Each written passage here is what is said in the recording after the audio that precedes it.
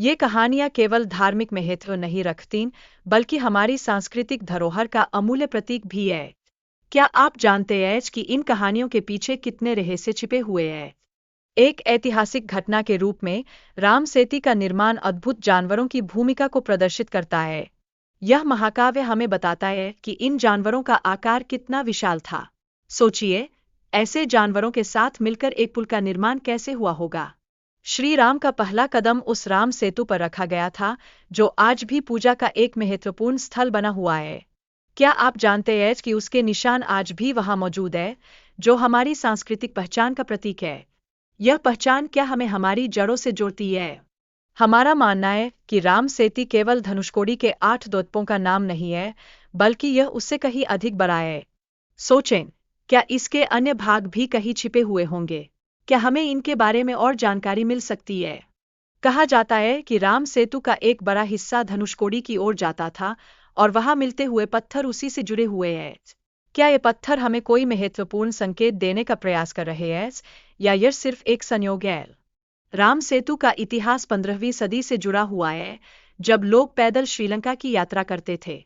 लेकिन समुद्री तूफान और भूगर्भीय हलचल ने इसे नष्ट कर दिया।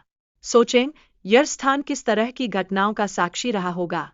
तिरुपुलानी मंदिर में भगवान राम ने समुद्र देवता की पूजा की थी, जहां उन्होंने 3 दिन उपवास रखा। यह स्थिति धार्मिक महत्व का प्रतीक है। क्या यह स्थान किसी अदृश्य शक्ति से भरा हुआ है? सेती कराई से धनुषकोडी तक 80 किलोमीटर लंबा राम सेतु था, जिसका अवशेष आज भी मौजूद है। यह ऐतिहासिक दृष्टि से कितना महत्वपूर्ण है। लेकिन क्या हमें इसके बारे में और कुछ पता चल सकता है? स्थानीय लोग 21 द्वीपों को राम सेतु के अवशेष मानते हैं, हालांकि इसका कोई सटीक वैज्ञानिक प्रमाण नहीं है। यहाँ से ही राम सेतु का निर्माण प्रारंभ हुआ था। क्या यह स्थान है जहाँ से सारी कहानियाँ शुरू होती है? समुद्री राष्ट्रीय पार्क के कारण हमें विशेष अनुमति लेनी पड़ी। वहां रहने वाले विशेष संरक्षित समुद्री जीवों के कारण आगे बढ़ने में बाधा आई। क्या ये जीव हमें कुछ महत्वपूर्ण सिखा सकते हैं? स्थानीय प्रशासन से अनुमति लेने में हमें कई घंटे लगे और अंततः केवल 5 द्वीपों तक जाने की मंजूरी मिली। यह एक छोटी सी उम्मीद थी, लेकिन क्या यह उम्मीद हमें अपने लक्ष्य के करीब लाएगी? समुद्र में चलते हुए हम कई द्वीपों के संकेत देख पाए। स्थानीय लोगों के अनुसार यह भूमि राम सेतु का एक हिस्सा हो सकती है। क्या यह सच में राम के पदचिन्हों से भरी हुई जगह है? द्वीप पर पहुंचने के बाद हमने विभिन्न संकेतों की जांच की, लेकिन हमें कोई ठोस प्रमाण नहीं मिला जो राम सेतु के अस्तित्व को साबित कर सके। क्या हम सच में किसी अज्ञात अध्याय के करीब पहुंच रहे थे? खोज के दौरान द्वीप की संरचना और भूगोल ने हमें आश्चर्यचकित कर दिया। क्या वास्तव में यह राम सेतु का हिस्सा है, या फिर यह एक और रहस्य है जो हमारे सामने आया है?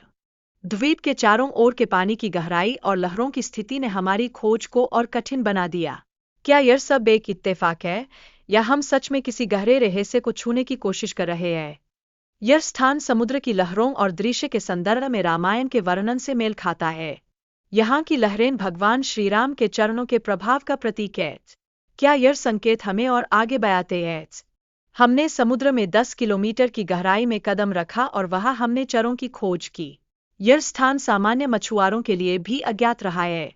क्या हमें यहाँ कुछ ऐसा मिला है जो इतिहास को बदल सकता है? राम सेतु के चारों ओर के द्वीप और उनके निशान रामायण काल के हैं। वैज्ञानिकों ने इन साक्ष्यों की पुष्टि की है, लेकिन क्या अब और जांच की आवश्यकता है? क्या यह खोज हमें